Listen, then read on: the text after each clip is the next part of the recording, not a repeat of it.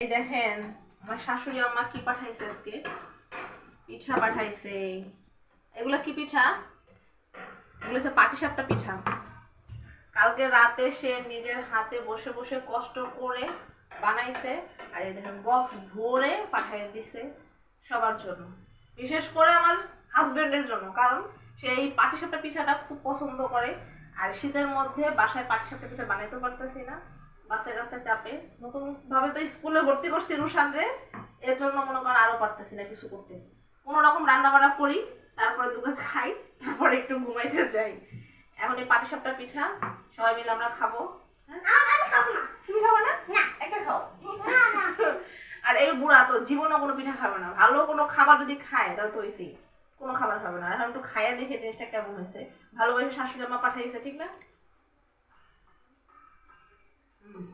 গত বছরও পাঠাইছে, অনেক মজা হয়েছে। আর এবছরও পাঠাইছে, খুব মজা হয়েছে। অনেক মজা হয়েছে পিঠাগুলো।